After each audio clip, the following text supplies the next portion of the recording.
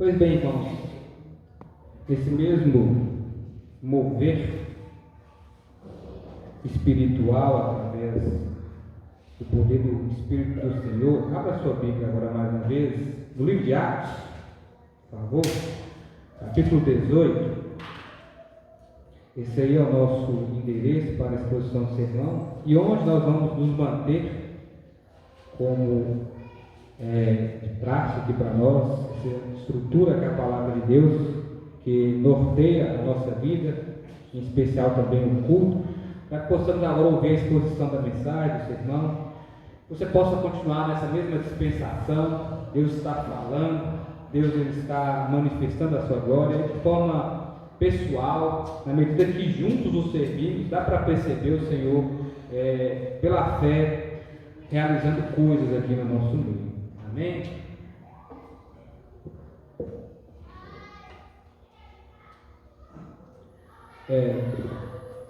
Atos, livro que Lucas escreveu, o médico, parceiro de Paulo também nas suas viagens missionárias, nosso capítulo 18, versos do 7 a 11.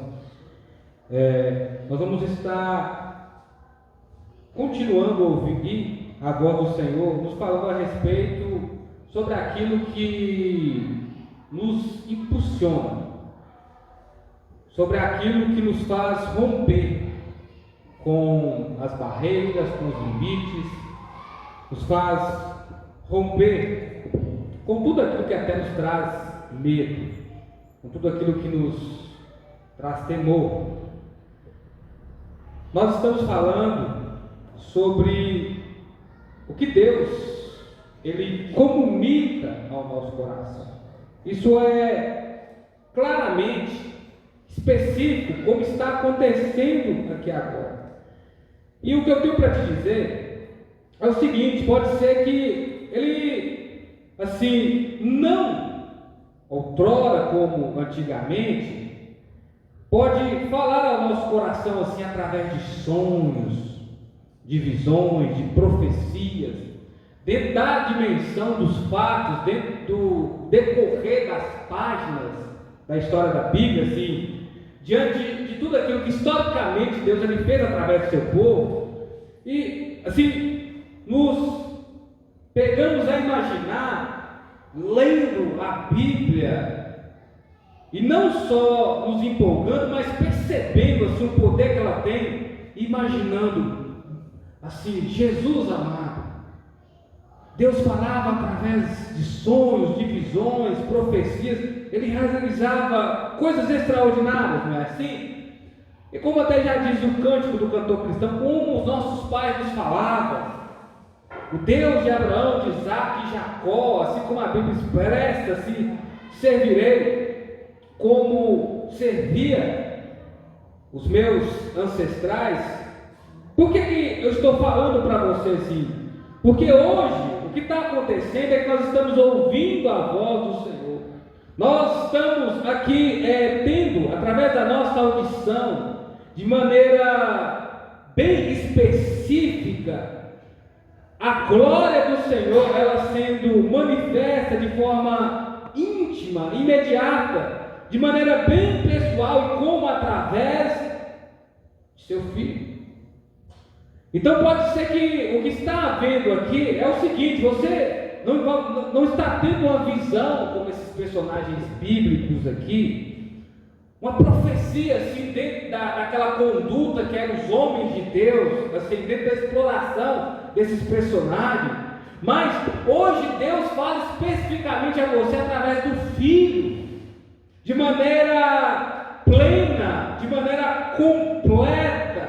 E é o que está havendo, e você é uma pessoa feliz, porque você pode entender isso pela fé. Isso é encorajador, como diz lá na primeira carta escrita aos Hebreus, no capítulo 1. E aí ele dá essa relação que eu aqui parafraseei, sobre o que Deus foi fazendo, a escala ascendente até chegar no Filho. Ele diz: por fim, hoje, ele tem nos falado através do seu Filho, Jesus Cristo. Ele está falando conosco. A palavra de Deus, dentro dessas apresentações, para aproximar de mim e de você é a mesma. Deus comunica o nosso coração. Deus fala contigo. Deus fala conosco. A palavra de Deus nos encoraja, nos dá fé e não nos deixa temer, porque sabemos que Deus hoje de uma forma muito mais precisa, muito mais plena, Ele fala através do Filho. E aí eu te pergunto, mediante a todos personagens aqui que você poderia descrever, diante de tudo que Deus poderia fazer para chamar a atenção do seu coração, teria alguém melhor do que o próprio Filho? Sinta-se privilegiado aqui nessa noite. Sinta-se privilegiado aqui nessa noite. Deus falando com você através do próprio Filho. Então fale ousadamente. Muitos vão ouvir e crer, e até serem batizados. Então, assim, quando Deus nos fala, Deus, Ele comunica ao nosso coração e Ele começa a nos dizer sobre os planos e propósitos que Ele tem para a nossa vida.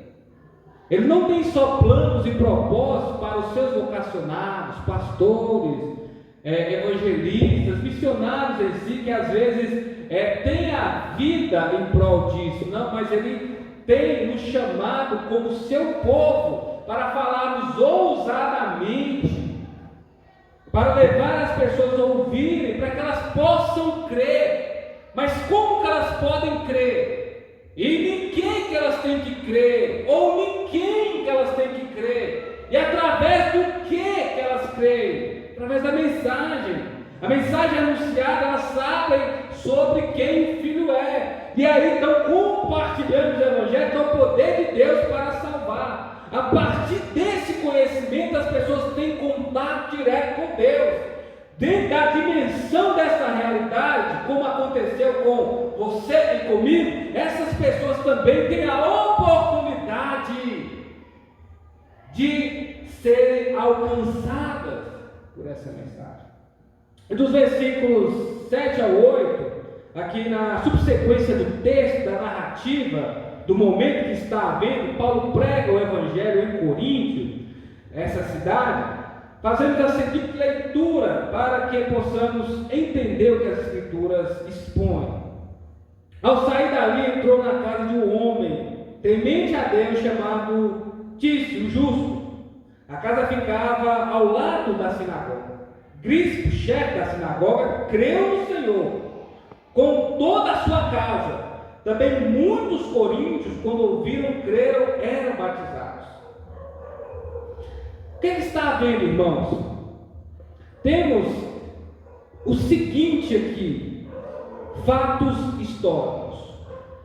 Quando nós falamos a respeito do apóstolo Paulo e mapeamos o que ele fez depois da sua conversão a caminho de Damasco, suas viagens missionárias, seu conteúdo doutrinário, posicionamento e testemunho, realizações e efeitos para a ratificação do Evangelho, isso salta os nossos olhos.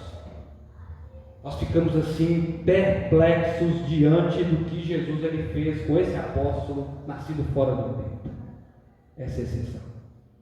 Mas quero informar você que, como acontece com todos, e não sou exceção, acredito que você não, Paulo ele não começou assim. Há muitas envergaduras históricas que identificam que Paulo, logo após a sua conversão, diante de todo o seu aparato, você está me entendendo? Diante de tudo que ele possuía, de todo o conteúdo, sendo quem foi, Paulo, ele ainda estava se apegado nisso. E assim empolgado, ele foi pregar a mensagem. Isso acontece, podemos dizer, até no ponto ali do Areópago. Ele chega, apresenta o Deus desconhecido, está ali no altar, diante de tudo que havia. E Paulo era uma pessoa de visão, e ele conseguia identificar o que era preciso de forma estratégica para trazer a mensagem. Ele chegou ali, diante de uma cidade idólatra lá dos seus deuses, mas aí ele não chegou pegando pesado, aquela coisa toda, né, que chega até a escandalizar, não. Ele observou, chegou, viu, e ali havia um local onde eles poderiam estar exercendo a filosofia, que era comum da época, né? Entrava ali uma pessoa, apresentava um debate, uma série de razões, argumentos e tal, e se começava ali um assunto. Então, era mais ou menos tipo a escola bíblica, aí você levanta, pergunta, e cada um fica ali debatendo no bom sentido, argumentando, desenvolvendo as ideias e crescendo. E aí, diante daquilo tudo, Paulo chega, eles passam a oportunidade para ele passar. Eu percebi aqui que é um altar para um Deus desconhecido. Então, como que ele chega? E aí, o pessoal fala assim, sim, ele fala assim, é sobre esse aqui que eu vou falar. Eu não vou falar sobre aqueles amigos que eu vi por ali, que estavam ali, aqui, acolá, aqueles que tem já nome, não. Fala desse aqui que é desconhecido para nós. E aí você sabe como a história funciona, ele vai desenvolvendo, falando sobre que Deus era o Criador, que negócio todo, parafraseando. E aí se converte algumas pessoas. E assim, acredita-se que naquele momento, Paulo ele não atingiu o alvo, ele se converteu inclusive mais mulheres. Nesse período, os irmãos sabem, aqui dentro do primeiro século para trás, então assim, a mulher, em termos de exercer a lei, ela não era muito reconhecida, e tanto que com o tempo foi se reconhecendo o direito, você sabe. Aí o que é que há? Se houvesse ali uma morte, alguém matasse o outro, tivesse ali mais de 10 testemunhos, todas fossem mulheres, se fosse lá testemunhar, não valia testemunho, só para vocês terem uma ideia. E aí o que acontece? A gente diz que se converte algumas pessoas, porque Paulo fala sobre a ressurreição e essas pessoas não creem. Os epicureus da época, eles não acreditavam que havia vida após a morte. Paulo começou bem, ele desenvolveu, ele trouxe razões para tudo que ele estava argumentando, e aquele negócio, e todos ficaram perplexos ali, aquele negócio. Mas aí, quando ele falou da ressurreição, ele disse: opa, depois disso nós falamos. Eles eram como os saduceus. Os saduceus não acreditam em anjo nem em ressurreição, inclusive estava no meio dos fariseus, do povo, do pessoal que era cultualmente quem adorava a Deus e tinha contato com as escrituras lá no tempo. E aí se converteu essas pessoas, inclusive Prisciliano, dentro dessas mulheres. E aí, como eu disse, dentro da envergadura histórica, alguns acreditam que Paulo ele ficou frustrado diante disso. E aí ele volta a fazer o que ele fazia antes, fazer tendas. Não é que ele deixou de fazer, mas nesse momento em si, parece que ele ficou um pouco assim, para baixo. Como Pedro, ele voltou a pescar. E aí o que é que há? Mas diante do que estava acontecendo e das circunstâncias, Deus começa a animar Paulo, a falar com ele, a renová-lo, como está havendo com você nessa hora. Talvez você está lembrando das suas convicções, você está dizendo: meu Deus, o Senhor tem plano comigo ainda. Nossa, Deus está ressaltando aquilo que ele falou comigo anos. E aí, se converte dessas pessoas em Corinto, lá de uma sinagoga. O que acontecia? Paulo, no sábado, como era de costume do povo dele, ele ia lá, tinha um momento que era diferente do templo, que só pregava, como é mais ou menos aquilo, na sinagoga, vou dizer, como mais ou menos com a dominical, se abria lá o rolo das escrituras, entendeu? E aí a pessoa poderia argumentar, e Paulo começou a falar lá que Jesus Cristo, ele era o Senhor prometido das escrituras, está falando para o seu próprio povo, de maneira inteligente, dentro da cultura, tanto judaica como gentil. Lá dentro daquela sinagoga. E aí, lá da sinagoga, que é esse povo que havia os judaizantes, juntamente com os incrédulos romanos, que estavam perseguindo, inclusive matando os cristãos por acreditar que era seita, coisa que Paulo fazia antes de se converter, crendo que estava servindo a Deus. Aí Paulo consegue, irmãos, sabe o que? Implantar uma igreja ali, ao lado de um lugar improvável. Porque Paulo, além de tudo, ele havia encontrado pessoas improváveis. Essas mulheres aqui que eu digo para vocês, que são improváveis, como de repente o Senhor um dia me alcançou. Ele poderia alcançar pessoas mais capacitadas. Ele encontrou Priscila, que era esposa de Áquila, e lá havia uma igreja como outras, e lá está o nome dessas pessoas. Quando se fala a respeito do marido, também cita a mulher. Coisa fantástica. É o que Deus faz. Usa as improbabilidades dos improváveis para alcançar vidas. Mas tudo isso acontece quando nós falamos ousadamente. E diante do que está havendo, no contexto aqui do capítulo 1 ao 6, é o que eu parafraseei. Paulo estava lá em Atenas, berço da filosofia. Ele encontrou alguns judeus aqui, ponto chamado Áquila, que havia chegado da Itália, fazia pouco tempo com sua mulher Priscila, porque Gládio havia decretado que todos os judeus saíssem de Roma, e Paulo foi ao encontro deles, e por exercerem o mesmo ofício, passou a morar e trabalhar com eles. Por isso era fabricante de tenda, e ele debatia com todos os sábados na sinagoga e convenceu os judeus gregos. Quando Silas e Timóteo desceram da Macedônia, Paulo dedicou-se inteiramente à palavra e o testemunho aos judeus que Jesus era o Cristo. Paulo está com tudo. Ao que está vendo, caminha comigo no texto, envolve o texto aqui, mergulha dentro do que Deus está falando. Mas com eles se puseram e proferiu ofensas. Ele sacudiu as suas roupas e disse: vosso sangue seja sobre vossa cabeça. Estou inocente, a partir de agora vou para os gentios. Então, perceba como Paulo, ele desenvolve, na medida que ele obedece, ele consegue de maneira estratégica, a conquistar as pessoas para Jesus. Sabe, sendo como, irmãos, intencional. Ele viu aqui Áquila e Priscila, personagens que eu citei para você. Ele percebeu que eles eram o quê? Que eles tinham o mesmo ofício que Paulo. E Paulo estava fazendo o quê? Tendas. E Paulo começou a conversar. Paulo entrou para dentro da casa dessas pessoas. Muito mais, o Evangelho entrou para dentro do coração deles. Em volta da sinagoga, eles começaram a pregar.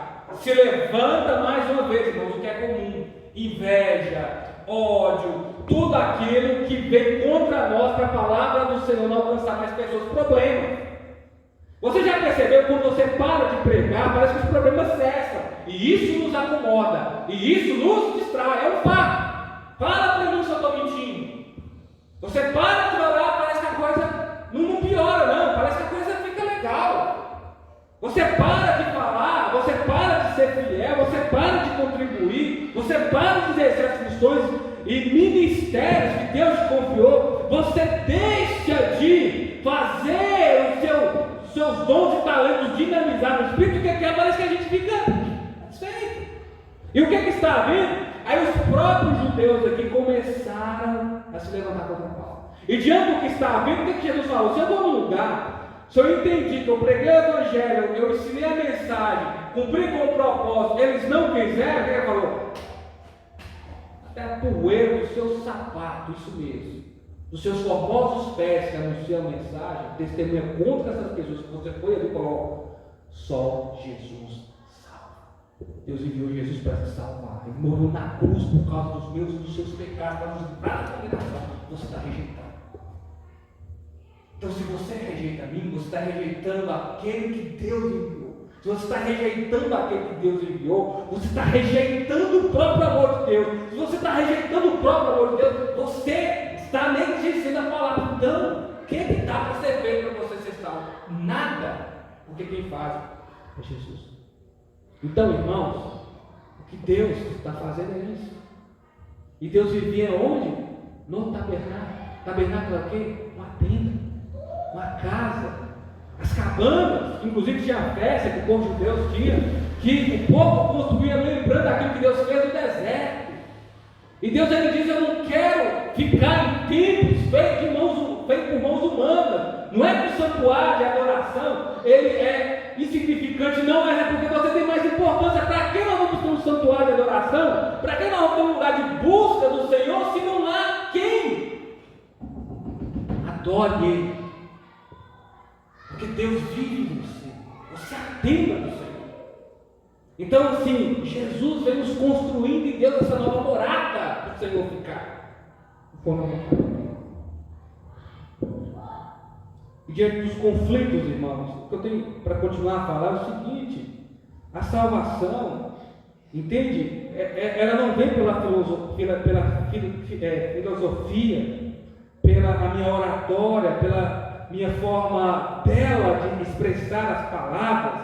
entendeu? A salvação ela não vem pelas igrejas, não é uma sinagoga que consegue salvar as pessoas, não é uma família, não é um grupo de pessoas, não é um povo, mas só Jesus.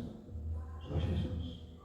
É o poder do Evangelho na cruz que transforma homens e mulheres para a glória de Deus. Ele pode nos salvar. Só Jesus pode nos salvar. E é pela fé, você viu aqui no versículo 8. Essas pessoas creram. Pessoas da sinagoga, pessoas improváveis, pessoas com a sua religião, estavam lá. Então, assim, se tudo fosse muito fácil, as pessoas da sinagoga eram como Nicodemos. Jesus olharia para Nicodemos, diferente como ele olhou para tantos pecadores, a mulher samaritana, a mulher adúltera, entre outros, Mateus, né, são pessoas que tinham os seus pecados expostos na sociedade. Ele poderia olhar para Nicodemos e falar: você é salvo, olha o homem aqui que eu estou procurando. Ele virou para ele e falou: é necessário você nascer de novo. Você tem que crer que Deus enviou o seu filho e vai o levantar no madeiro como Moisés fez com a serpente. Então, assim, irmãos, há a necessidade de você pregar para o seu filho, de você pregar para os seus netos, de você pregar para os seus parentes. Você que está ali, quem sabe, conduzindo uma pessoa no trabalho. Você que às vezes é chefe de turma, você que tem a sua empresa, você que é empregado, você tem que falar para o seu patrão. E aqui as pessoas creram, porque Deus ele levanta pessoas de paz que recebem o Evangelho. Esse homem aqui no capítulo 8, Cristo, ele era chefe da sinagoga, temente a Deus, o coração estava se purificando. Ele ouviu a mensagem, a coisa bateu, se converteu ele à sua casa. Eles passaram a ver a mensagem de Deus, irmãos. Quando mudamos, há a possibilidade, nós dizemos: não, eu e a minha casa vamos servir ao Senhor, porque eu posso. Então, eu vou falar ousadamente. O que temos que fazer, irmãos, é falar sem temer, é discipular sem temer, é deixar Deus nos usar. Somente isso. Porque é o que talvez você pense: não, pastor, mas eu ouvi uma mensagem e Deus falou comigo. Não, na oração que o irmão fez para mim. Pastor, foi diante daquele culto que Deus falou lá naquela igreja. Não, irmãos, Deus falou com você. Tudo que está havendo é Deus usando a igreja, usando pessoas, entendeu? Seja usando a própria palavra, é Deus falando. Porque o que aconteceu? O que está havendo aqui é que quem está mandando Paulo realizar isso é o Senhor. Então, assim, seu coração tem que ter fé. Você tem que estar de fato satisfeito no Senhor, fortalecido na sua palavra para evangelizar. Fale ousadamente, não temas. Não temas e não te cales. Como eu falei para vocês, outra questão dos problemas, circunstâncias, quando nós não nos acomodamos, aí nós tememos. Diante do medo, diante do levante, diante até da ameaça, entendeu? Não é isso? Nós eu sei. Pode dizer que isso é possível, porque somos pessoas. Eu não sou um super-homem, entendeu? Vocês não são pessoas com poderes extraordinários, não é isso. O poder está no Espírito e a coragem também vem dele. Então, quando nós obedecemos, a coragem que você precisa não vai partir dos dons, dos talentos, das suas capacidades, você está entendendo? Não vai partir daquilo que você pode empreender, das suas estratégias. Não, isso é secundário e Deus usa, como está vindo eu falando para você sobre o que Paulo está realizando, inclusive no seu ofício. Mas o que temos para fazer, para romper com essas barreiras, é falar poderosamente através do Espírito. Então isso é caminhar no curso daquilo que Deus está fazendo, é obedecer. Porque no versículo 9, olha o que está acontecendo. E de noite o Senhor disse em visão a Paulo: não temas, fale e não te cales, porque eu vou levante. E como qualquer pessoa, Paulo temeu. Talvez é o que está havendo. Quem sabe é o que está acontecendo. Você sente que Deus te chamou. Quem sabe é para falar com uma pessoa, para a família, até alguém importante que você tenha acesso. Mas e aí? E aí Deus está dizendo: ó, não temas e não te cales. Foi o que Deus falou com Josué diante da missão que ele teria: suceder Moisés, levantar o povo, levá-los até a terra prometida para que eles pudessem vencer os desafios e chegar lá. O que ele falou? Não temas, eu sou contigo, como fui com Moisés. Te atentes a não se desviar da palavra desse livro, e serei contigo onde quer que tu andares, e te abençoarei. Parece que quando o nosso sentimento é de obedecer, parece que nós somos amaldiçoados. Parece que Deus nos pega para dizer assim: ó, eu te peguei para sofrer. Eu te peguei porque eu te vi, e eu leio o Senhor e falo assim: ó, eu vou te castigar. Não é assim que Deus nos vê. Deus ele pegou você para não só ser abençoado, mas ser um canal de bênção. É um canal de bênção maior do que levar a mensagem. Então Paulo aqui ele foi animado, encorajado. Entendeu? Porque por causa dos irmãos da igreja, por causa disso ou daquilo, as pessoas que o acolheram aqui, ele precisa primeiramente não, ele foi animado pelo próprio Jesus. Ele ouviu em uma visão de noite e disse: não te case. Talvez nós não estamos tendo uma visão aqui, eu pelo menos não estou tendo, mas nós estamos ouvindo mesmo Jesus dizendo: não te case. Ele falou: sou contigo onde quer que tu andares. O Senhor falou: esse estou convosco em todo o tempo. Em todo o tempo, tempo bom, tempo ruim, sol ou chuva, a coisa acontecendo ou não, debaixo de perseguição ou debaixo de refrigério, eis que estou contigo em todo tempo. Jesus nos abençoa. Ah, pastor, foi a mensagem. Ah, pastor, fui encorajado, como eu disse, pela oração. Ah, eu fui encorajado pelo capítulo da Bíblia que eu recebi. Não, é a voz do Senhor te encorajando. É o próprio Senhor Jesus dizendo para você: não tem. Vai na fé, você dará frutos. Frutos, inclusive, dignos de arrependimento. Fale ousadamente, porque Jesus é que está com você. Moça, às vezes a gente fica encorajado, né? Para assim: o fulano está comigo. Nossa, esse irmão, olha uma vez. Não pensa numa irmã de oração, pela pessoa de testemunho e tal. Isso nos encoraja. Nossa, então, foi ontem, né? Veio a igreja, né? Tinha mais de 100 pessoas, eu estou junto, então não estou sozinho. Mas tem hora que nós pensamos que estamos a pé seco. Só está eu, mais ninguém. E vem aquele sentimento de orfandade. Você nunca esteve sozinho, uma circunstância só. Num momento. Talvez você pensou assim: não, teve um momento que não, você não ficou. Jesus nunca te abandonou. É nós que abandonamos. Desde que discípulo é discípulo, desde que apóstolo é apóstolo. Mas Ele nunca vai te abandonar, porque Ele é fiel. Ele é fiel. Quantas pessoas o Senhor quer salvar aqui, meus irmãos, nessa cidade? Vamos pensar. Ele quer salvar 200 crianças? Ele quer salvar 300 idosos? 150 casais? Ele quer salvar 250 idólatras, alcoólatras, pessoas pobres, ricas? Ele quer mudar aqui mais ou menos umas 40 pessoas, né, que de repente são acamadas, pessoas especiais. Eu acho que ele quer salvar mais ou menos umas 1000 pessoas que são dependentes de químicas. Ele quer transformar mais ou menos assim umas 500 pessoas que assim, são rebeldes, desobedecem os pais, ou assim, ele quer restaurar assim, os 500 casais para não ter divórcio e tal. Irmãos, aí você pensou: é muita gente, pastor. Se for só para o ministério aqui da Igreja Manápolis, não cabe, é pouco. É pouco. Talvez você pensou mais um pouco, é pouco. Porque tanto que quando Jesus aparece para Paulo, ele não dá uma descrição exata, ele diz: levanta-te, vai e fala, porque tem muita gente nessa cidade que eu quero salvar. É muita gente. Perceba aqui no versículo 10 e 11: porque estou contigo e ninguém